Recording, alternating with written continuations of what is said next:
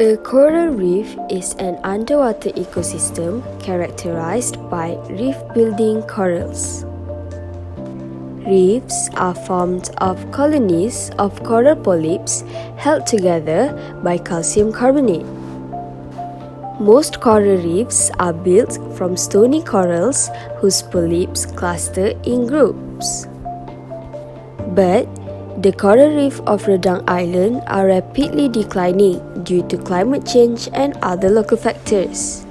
And what happens if there is no coral?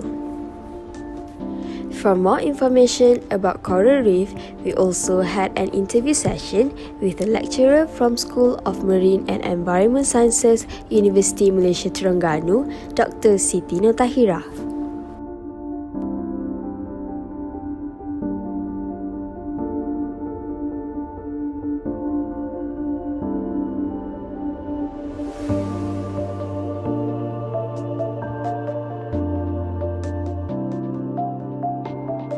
So coral ni kalau kita sebut coral reefs is a compromises of huge area of corals. Kalau corals tu adalah kita tengoklah satu-satu spesies tu. So combination of different species ni yang banyak-banyak dia duduk together, we call it coral reefs. Dia ada hidupan lain living together dengan dia. We need integrated another species living together with us. Macam duduk dekat Kuala Lumpur contohnya. Talking about coral, there's a few places, ada bukan few, actually banyak dekat Malaysia yang ada coral. Okay, kalau dekat Terengganu ni yang famousnya Pulau Redang. Coral dekat negara Asia Tenggara ni, okay, para saintis telah reserve satu area yang besar, which is we call it coral triangle.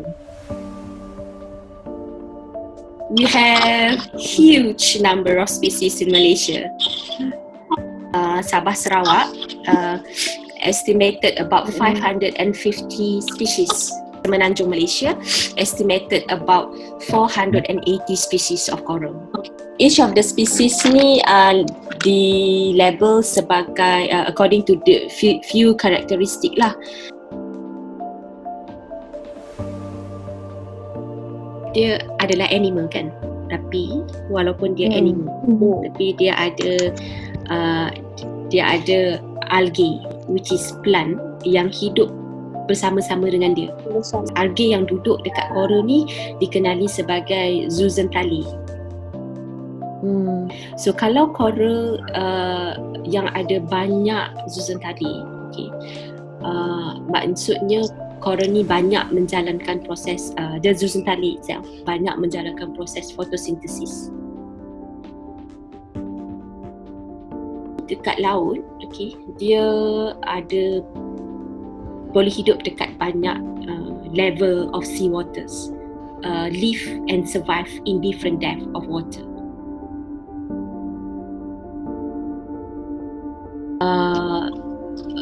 Can be from nature disaster, and also human activities, especially dekat kawasan yang shallow water, between 7 to 3 meters.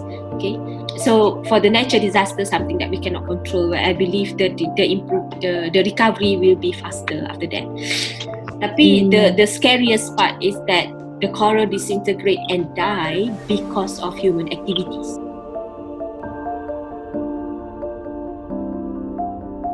Education. Okay. Kita punya masyarakat sekarang ni sudah jeli ilmu. I mean, everyone have the knowledge. And the knowledge is actually it's not necessary from what your educational background is. The second one, it could be from the awareness program that they join.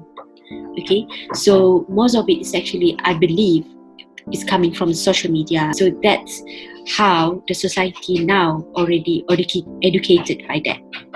They start to realize how important for us to protect our nature, to protect our coral especially.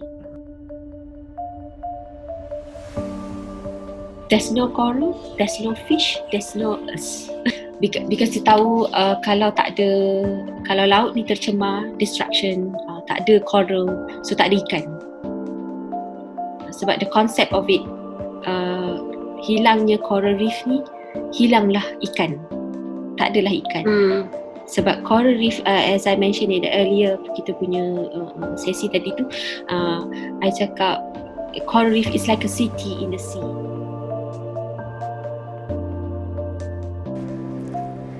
Coral reefs are unique, biologically rich, and complex ecosystems that are sometimes called the rainforests of the ocean. Pollution, disease, invasive species, and unaware tourists all cause them harm.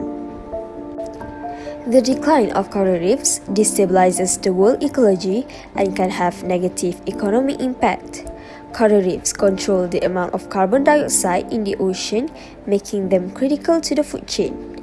Thus, we must together protect and save the coral reefs from declining even more.